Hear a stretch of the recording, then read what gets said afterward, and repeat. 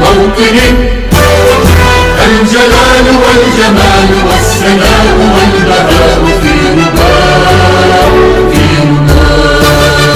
والحياة والنجاة والحياة والرجاء في هواك هل أرى سالما منعما وغانما مكرما سالما منعما وغانما مكرما هل أرى في علاك السباق تبلغ السباق موطني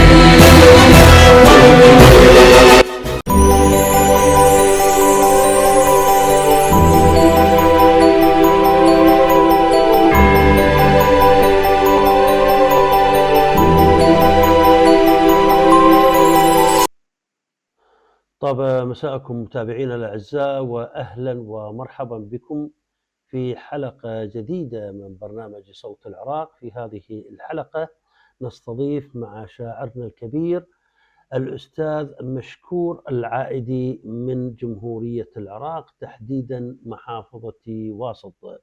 الأستاذ مشكور العائدي أو مشكور العائدي تولد عام 1964، خريج الدراسة الإعدادية، كتب الشعر منذ عام 1980، وأيضا اشترك في عدة مهرجانات قطرية، وتميزت قصائده بالوطنية. لن ينتمي إلى أي فئة حزبية أو سياسية، وينتقد كل الحالات السلبية التي مرت بها العملية السياسية وما تعرض له البلد من نهب ولأمواله وسرقة قوت الشعب، وهو يعد أيضا من المناضلين تجاه شعبه شعب العراق. أول من رفع شعار الطائفية جريمة مخلة بالشرف، وما زال حسب كلامه ضمن السيرة الذاتية، يقول: ما زلت أنزف الدم والشعر من أجل العراق، فعملي مزارع في محافظة واسط. فأهلا ومرحبا بضيفنا الكبير الأستاذ الشاعر الكبير مشكور العائدي. نقول لك مساك الله بالخير شاعرنا الكبير، وحياك الله. حياكم الله وأهلا وسهلا بك أستاذ محمد وبالمستمعين وقناة أونلاين وكل أخوتنا العراقيين والعرب المغتربين، تحياتي لهم من القلب، وأرجو أن أكون خفيف الظل عليهم. أهلا وسهلا بك شاعرنا الكبير، وأنت طبعا اليوم ما شاء الله منورنا، وإحنا سعداء جدا بهذا اللقاء اللي دائما يجمع كل مثقفينا في الوطن العربي. طبعا نقدم اعتذارنا لجمهورنا عن التأخير بحكم تواجدنا مع ضيوفنا أيضا خلال التنسيق اللي دائما ياخذ من عندنا وقت. أستاذ مشكور، بداية احنا دائما نتكلم مع ضيوفنا عن بدايته في كتابة الشعر. هل كتابة الشعر تعد سهلة أم صعبة؟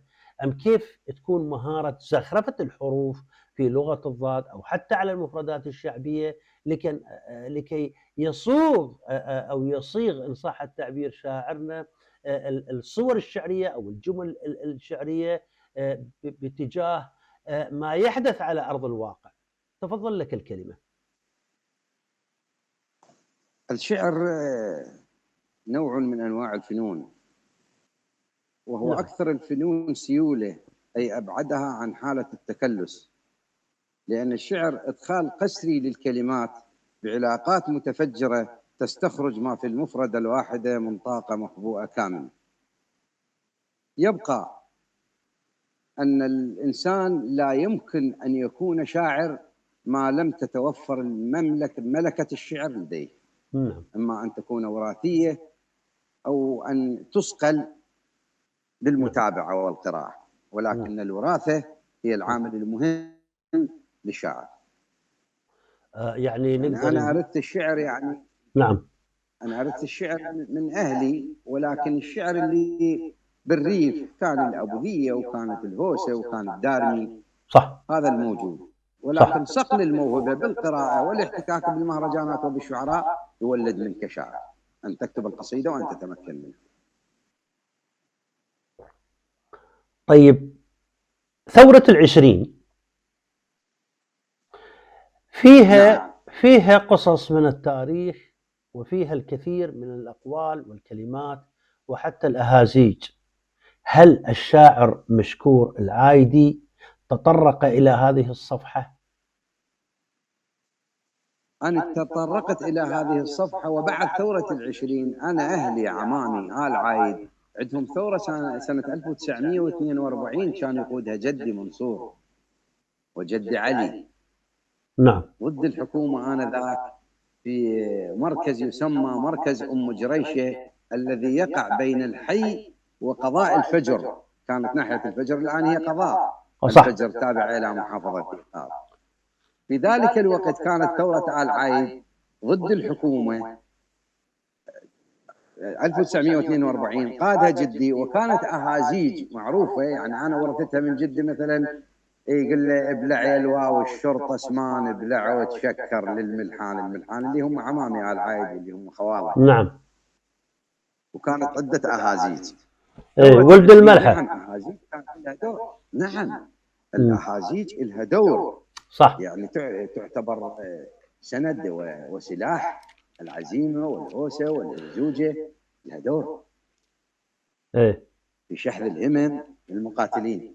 نعم صح. ثورة العشرين قامت رد فالتنا احتاجيناها وملعون مشكول الذمة على الفالة. هذه أهازيج ظلت راسخة لحد الآن. ما شاء كل الله. شيء يموت إلا الشعر لا يموت. إلا الشعر لا يموت. لا تموت والشعر لا يموت. أبد ما يموت. قلت لك أنا الشعر هو فن ولكنه يختلف عن كل الفنون، لأنه ممكن الآن النحات أو الرسام يأخذ بيت شعر ويرسمه لوحة. الأغنية يأخذها الملحن وهي شعر. صح. يجعل منها أغنية. صح. طيب على طاري يدخل في كل مجالات الفن. شيخ مشكور، أنا أسميك الشيخ مشكور حقيقة، لأنه يحلو لي هذا الاسم أن تكون شيخا وليس فقط شاعرا، لأنك تمتلك كل أدوات العفة وأدوات الإخلاص والوفاء لوطنك. فالشيخ هو مقام وهرم اجتماعي، وهذا الهرم الاجتماعي أيضا هو أختصرها بكلمة واحدة، هو المعلم.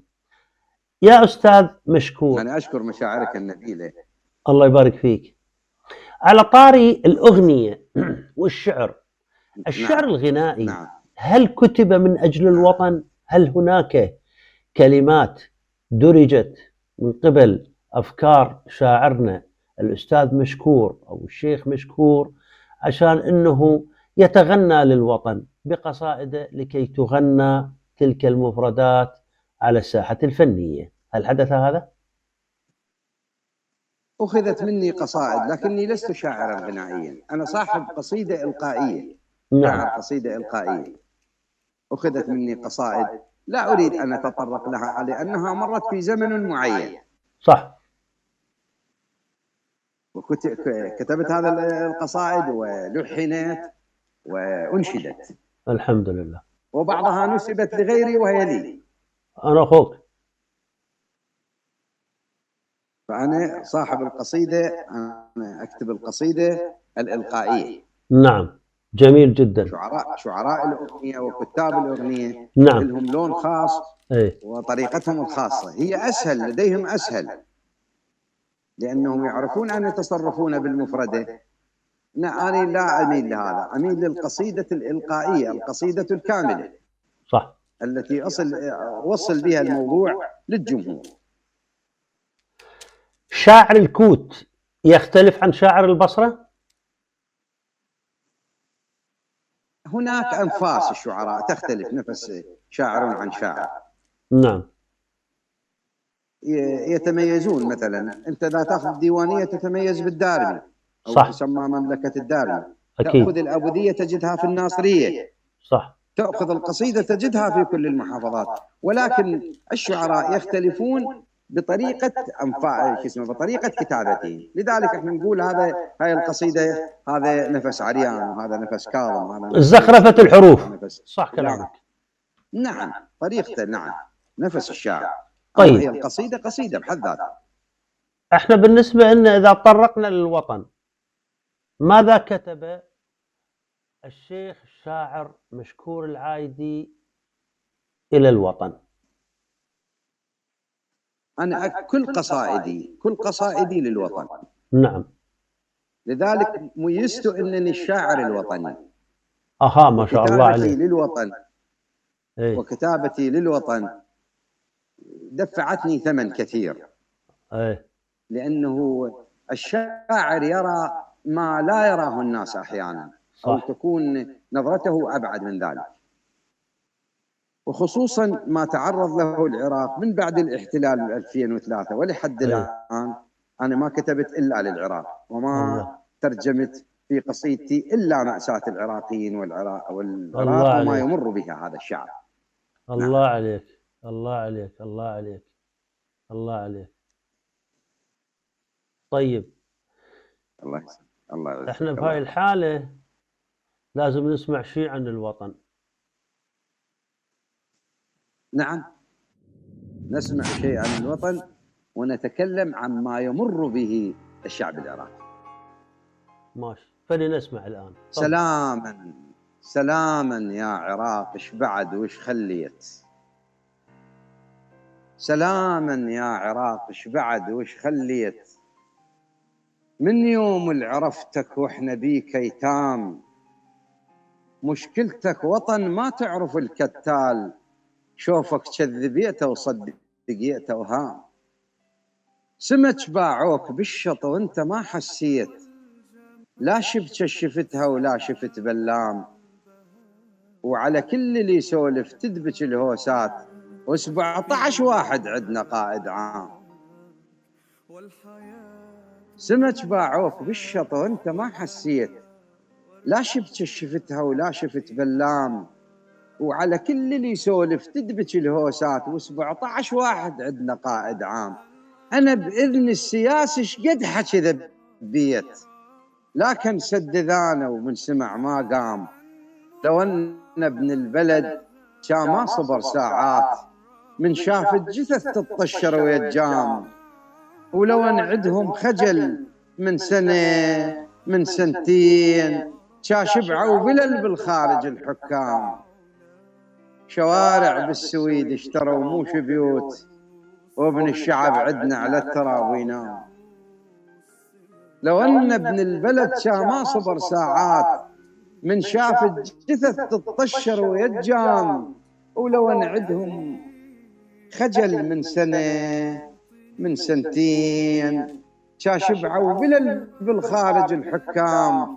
شوارع بالسويد اشتروا موش بيوت، وابن الشعب عدنا على التراب وينام. أظل أطبخ حجر وانده بذان الميت، وكع حصان صبر ما رهم للجام. حرب تتبع حرب والضيم يتبع ضيم، ويا عامل يجينا أتعس من العام. أقلاها الشعب بالحصة كان يعيش، ولا ينباق من حصة الفقير غرام. وقلاها الوطن مهيوب واحد كان، هسه بجالكم صار العراق اقسام. تبا للسياسة العرف بس يبوق، وتبا للشعب لو سكت على الظلام. تبا للشعب لو سكت على الظلام. في هواك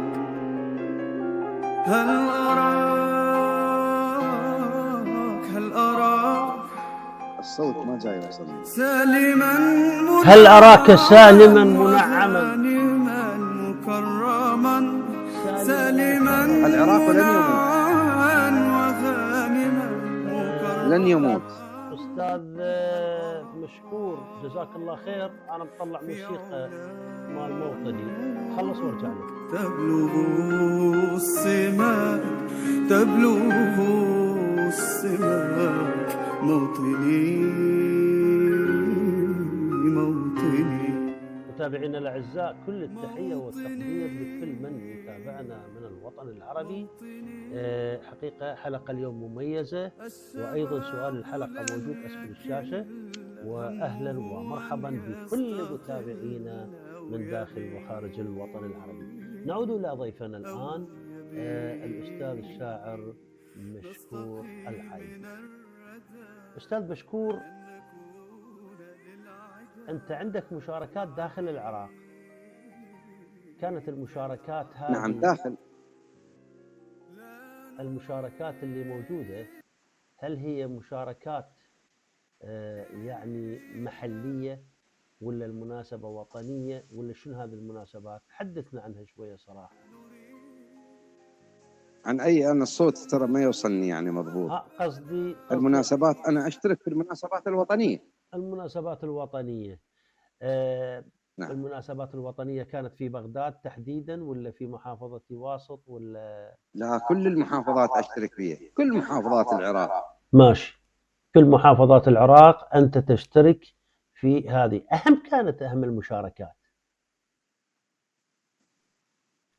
أهم المشاركات اشتركت في مهرجان في بغداد. نعم.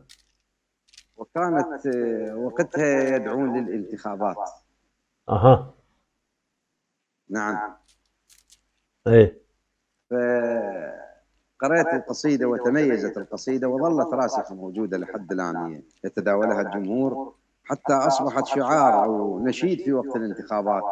القصيدة التي تكلمت بها: انتخبناكم أمس قلنا الشعب يرتاح، وظنينا الشعب تتغير أحواله، قلنا الحصة ترجع والفقير يعيش، يبدل الجديد وينزع اسماله. أشو ظلت علينا الطاسة نفس الطاس، الحمام نفسه ونفس الغسال، ما جامل أبد أنا أحكي على المكشوف، ليش يخاف قلة جاعة وأطفاله؟ مو بس الشرف ما بعت ظل محفوظ، وانت تقول لي راح تعدل الحالة، ذي من تنعدل فهمني والله شلون، إذا سلمت قاصة بإيد نشالة، وإذا صار الحرام ينطر البستان، اقرأ الفاتحة على العنب وسلال. ذي من تنعدل فهمني والله شلون، إذا سلمت قاصة بإيد نشالة، وإذا صار الحرام ينطر البستان، اقرأ الفاتحة على العنب وسلال. خلينا نتحاسب، قل لي وين الزين حتى نقتنع، مو هيك لولال. انزل للشوارع شوف حال الناس، فتش على الفقير ايش جاي يجراله، ايتام العراق تريد خبزة تعيش، تدور قواطب نص الزبالة. أوف الله. انزل للشوارع شوف حال الناس، فتش على الفقير ايش جاي يجراله، ايتام العراق تريد خبزة تعيش، تدور قواطب نص الزبالة. مأساة الشعب منها النفط والله، كل ما زاد سعره يزيد بهلال. كوم سنين مرت بس كذب ووعود، ومن كثر الكذب ملوا القوال، ويواعدنا السياسي على الفضائيات، خيعون الشعب بيكم وهنيال. يطلع لي يتحدث كله باسم الدين، ولو قارون يمكم ينكتب يال. يواعدنا السياسي على الفضائيات، هنيال الشعب بيكم وهنيال. يطلع لي يتحدث كله باسم الدين، هنيال الشعب بيكم وهنيال.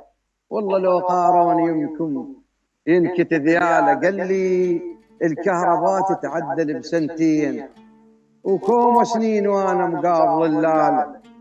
وقال لي الحصه وصلت طبت المينا، فرهدها الحرام وحزبه غطاله. وشرد عبد الفساد اللي بالتجاره يفوق، بلندن قعد ما حد تدناله، لان الباقهن بس 5 مليارات، وبهاي القضاء بين استقلال. قارن للرواتب في وطن فرهود، وانت اختار واحد نحسب امواله، من راس الهرم ونزل على الباقين، شوف ايش كثر ربعه ونحسب امثاله. من راس الهرم ونزل على الباقين، شوف ايش كثر ربعه ونحسب امثاله. وشوف العجائب والتحيرك هاي، اللي منها الشعب ثلثيا عطاله، منافع لا رقابه ولا نزاهه، خصصها السياسه لصهره وعياله. وتجاوز حجمها الكذب والمعقول، ولا واحد قبلها تخطر بباله. عمارات في فرنسا ولندن ولبنان واموال وذهب والخدم يبراله، وانت تقول لي اسكت، تقول لي اسكت ليش؟ اذا شعب الضحيه وهذا كتاله. اصابك يا شعب مثل البعير شبيك، يحملونك ذهب يعطونك مخاله. غم هيك عمر بي نبقى جوعانين، وتفرهد وطن القبل حماله. باكر انتفاضه ولازم تعرفون، اذا هد الشعب من يوقف قباله، اذا هد الشعب من يوقف قباله. الله عليك، الله عليك، الله عليك، الله يسلمك. الله عليك.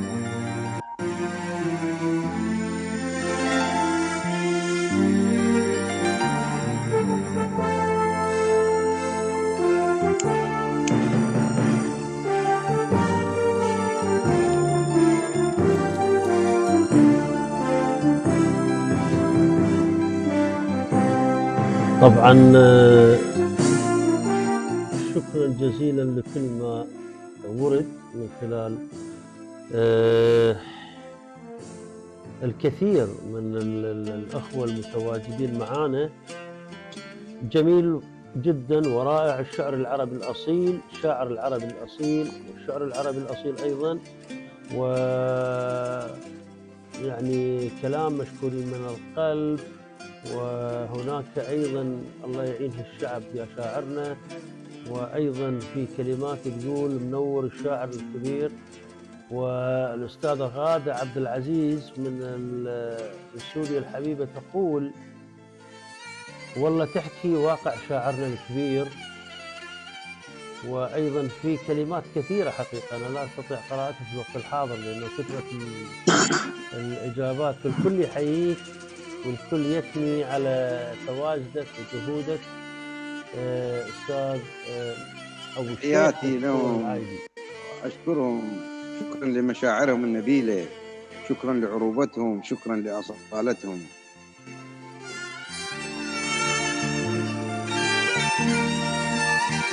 حركت فينا المشاعر شيخ مشكور الهادي.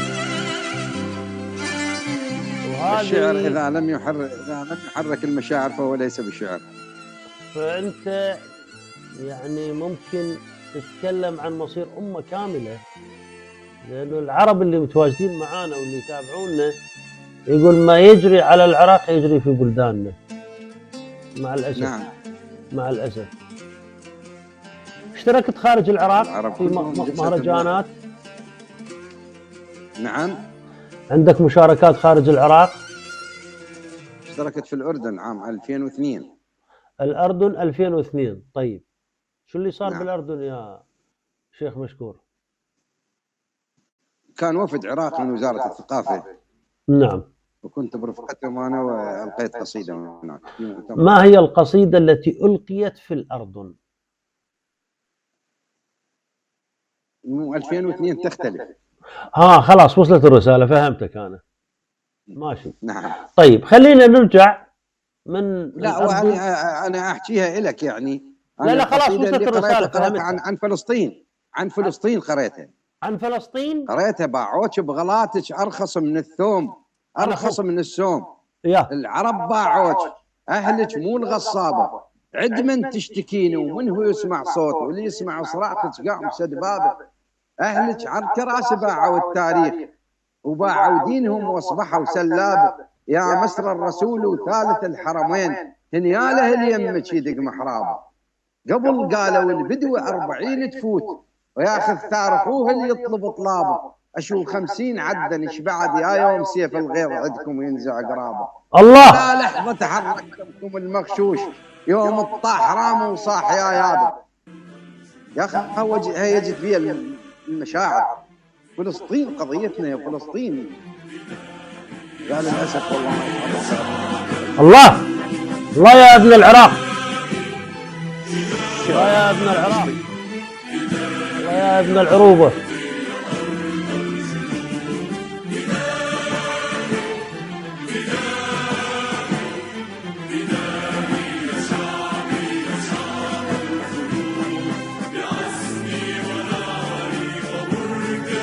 تحية لأهلنا في فلسطين، تحية لأبطال العروبة، تحية لكل من يحمل السلاح، تحية لشهدائنا الأبرار. نعم. يمكنهم أن يسحقونا ولكن أن يهزمونا مستحيل، فنحن أمة العرب. نعم نعم. وهذا النشيد الفلسطيني وأنت تتكلم، طبعا احنا آسفين نبتعد عنك فترة، سقف زمني للقصد هو هناك موسيقى تشتغل يعني. والله أنا أقرأ لك وتنزل دموعي على فلسطين. والله أنا نفس الشيء. اليوم أنا كنت في مكان، والله تمنيت أن يفتح الطريق لي أذهب فدائيا إلى فلسطين. الله عليك، الله عليك. نحترم تلك المشاعر، طبعا مشاعر جياشة من أبناء الرافدين، ولا نستطيع أن نضع مقياس لأبناء الغيرة والكرامة، أبناء قلعة الصمود، بغداد الرشيد. طيب، تحية للمرأة الفلسطينية مصنع الرجال والأبطال، شاعرنا الكبير. تحية لكل طفل في غزة، تحية لكل رجالها. الله عليك. ويا لعارنا حينما نسكت عن فلسطين، الله عليك. ماذا نقول لله يوم القيامة؟ نعم فعلا، ماذا نقول لله في يوم القيامة عندما يفرض علينا الجهاد من أجل القدس؟ لا نريد أن نتحدث كثيرا، لكنها تبقى السياسة ملعونة. هناك من يرقصون ويضحكون، وهناك من يبكون ويجوعون، وكلام كثير عندي ويوجع القلب، وما بين حل المشاكل. خلاص مفهوم الشغلة. شاعر الثورة، شاعر العروبة، شاعر الوجدانية. أنت شاعر ثوري. أنا يعني كثر ما أضع لك ألقاب أشوف نفسي أنا مقصر تجاهك صراحة. نعم منك، أشكرك، الله يعزك. طيب، خليني أنتقل إلى يعني شيء من الهدوء شوية والرومانسية. ما ودنا يعني نهيج المشاعر، مثل ما يقول واحد نهيج الجروح. أستاذ، وأنت عندما تكون شاعر وطني لابد وأن تكون متقد في كل لحظة. اي طبعا طبعا طبعا. أنا والله لأنك والله أنا أعتبر الشعر رسالة، وأنت تدون لمرحلة. فعلا والله هذه قضية فلسطين وما أحداث غزة حقيقة تأذيني، أنا حيل جدا أتأذى، يعني ما أتحمل يعني. لكن شو تسوي، احنا على البث المباشر أنا ما أتحمل حقيقة المشاهد اللي تجيني والمونتاج اللي اشتغلنا لهم إياه وكذا. يعني نشتغل على المونتاج ودموعنا تخرخر. شنو هذا؟ وين العالم عنهم؟ على كل حال، نذهب إلى فاصل. هذا الفاصل هو يخصك أنت تحديدا، شاعرنا الكبير مشكور العايدي، شيخنا الجليل. يخص يعني الابتسامة، الضحكة، شوية رومانسيات. الشعراء دائما يرحون شوية في أحلام وردية، روح الشباب ممكن تكون عندهم. ماذا كتب الشاعر مشكور العايدي تجاه الجنس اللطيف؟ أطلبك بالسهر ورباي والدمع البكية عليك، أطلبك غير ذيك وهاي ذكرك مو أنكل بيك، يا معود قطار الشوق مرا كل فراقينه، ما يصرخ يمر بالبوق حسبالك معادينه، حسبالي تجيب هواي وعيوني أشدهن ليك، أعزف لك ربابة وناي ما تسمع نداء شبيك، أطلبك بالسهر ورباي والدمع البكية عليك، أطلبك مو ذيك وهاي، أذكرك مو أنك كلمة.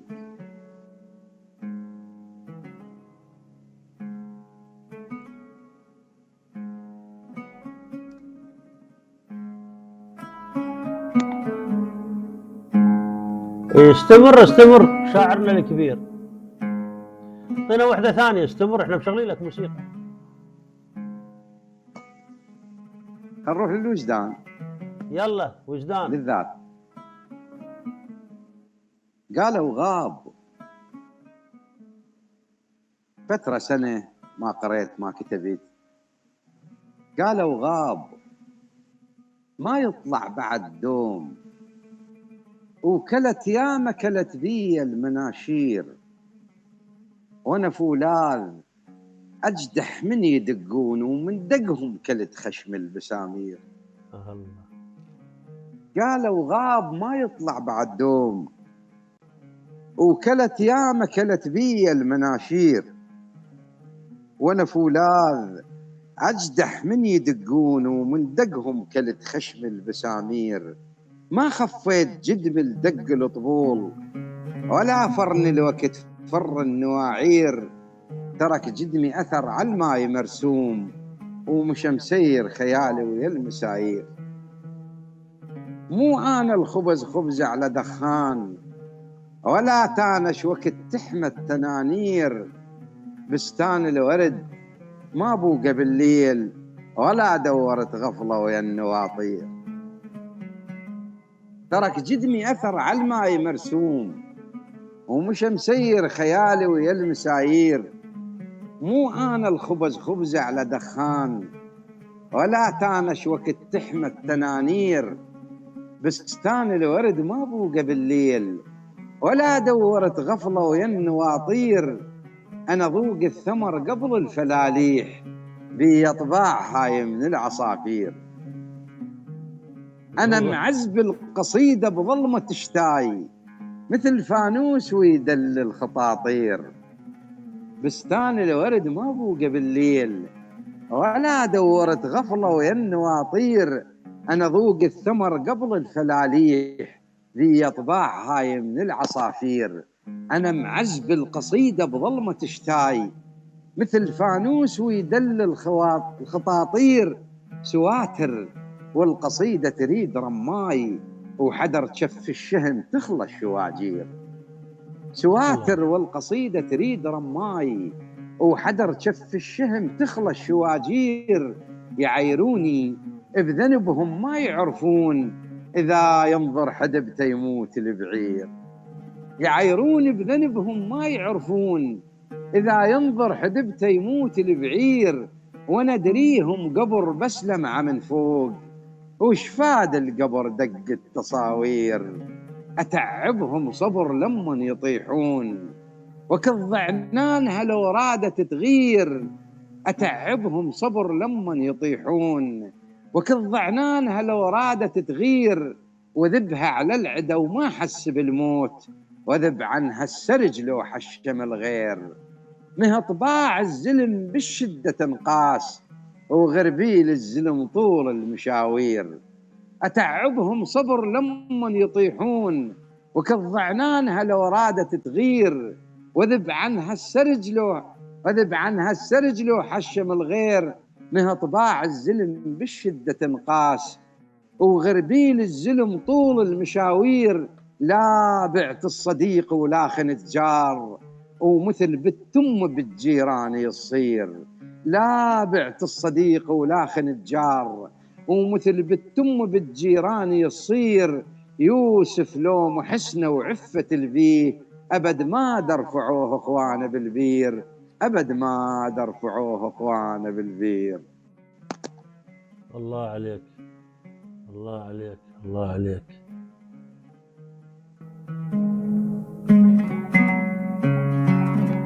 الله عليك.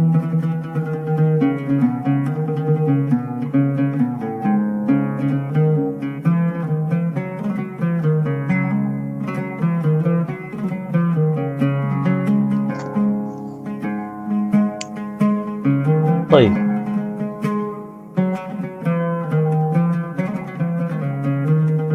خلينا نرجع هنا نقلل الموسيقى شوية. خلينا نرجع لجمهورنا. جمهورنا الكريم بسام السطاحي، بث راقي وشاعر كبير، الله يعزك ويرفع قدرك شاعرنا الكبير. وأيضا بعد في تعليقات كثيرة ما شاء الله، يعني التعليقات اللي موجودة شكرا جزيلا لكل من كتب حرفا وأيضا استقبل ضيفنا العزيز. طيب شيخ مشكور طول لي عمرك، أنت حصدت جوائز، هذه الجوائز طبعا كانت شنو هي المناسبة وين وعلى أي مهرجان على أي مكانة؟ خلينا نعرف لأنه إحنا تهمنا طبعا تحركاتك ومشاركاتك، فأتمنى لو تحدثنا عن هذا التكريم اللي عندك. تفضل. كل ما حصدت من الجوائز هي في المهرجانات الوطنية داخل العراق أكثر من 10 جوائز. نعم. أكثر الجوائز اللي حصلتها هي في المهرجانات الوطنية. وكل الجوائز اللي أخذتني أخذ المرتبة الأولى بالمهرجان. ما شاء الله ما شاء الله ما شاء الله ما شاء الله. وهذا شيء جميل جدا طبعا، شيء جميل جدا، لأني لا أجامل على حساب وطني وعلى حساب شعبي. والله برافو عليك، والله حقيقة برافو عليك، يعني هذا شيء جميل جدا. احنا نسمع طبعا هذه الكلمات تدل على انه شجاعتك على المنصة، وبنفس الوقت لا تريد ان تجامل اي مسؤول تجاه شيء اسمه الوطن. اذا كان المسؤول لصا ان صح التعبير بكل شجاعة ادبية اللي وصل البلد الى هذا المستوى من الخراب. عموما طيب، الام مكانتها عند الشاعر، ماذا كتبت عن الام يا شيخ مشكور؟ كتبت ولكن لا استطيع ان اقرا عن امي لان امي مريضه ما اتحملها، يعني ما اكمل القصيده. اي فعلا، الله يعينك. ابدا ما ابدا. انا اليوم بالمناسبه اليوم الذكرى السادسه لوفاه والدي، الذكرى اليوم الى والله كاتب قصيده ما قدرت اقراها الى رحمه الله. اللهم ربي مثواه الجنه ان شاء الله. يعني يحفظك ان شاء الله ويرحم امواتنا واموات المسلمين جميعا، امين رب العالمين. خصوصا شهداء الامه العربيه. ما شاء الله عليك وعلى روحك الوطنيه، وانا عارف ومقدر هذا الموقف. طبعا هذا اللقاء قصير جدا معك، انا احتاج الى لقاء اخر، وما ودي حقيقه ما ودي انهي البرنامج بحكم هاي العذوبه اللي تحملها، وحتى يعني ما شاء الله على جمهورنا متفاعل، يعني جمهورنا الكريم على الفيسبوك الشاعر شكرا لجمهورنا، شكرا العايدي، وتتواصلون وياه، واذا على اليوتيوب ايضا اذا تريدون تحبون تسمعون اشعاره اللي متواجده ايضا على هذه المنصه. تفضل شيخ مشكور، عندك كلام؟ شكرا جزيلا لهذا اللقاء، انا ممتن، وشكرا لكل المتابعين العرب، اشكرهم جزيل الشكر، شكرا لاطراءاتهم الجميله، واتمنى ان لا تنقطع لقاءاتنا وان نستمر بهذا المنهاج طالما نحن عراقيون ان شاء الله. فنحن متواجدين. وانا اشكرك استاذ محمد، تحيه لكل من علق، تحيه لمن استمع، شكرا لهم جميعا.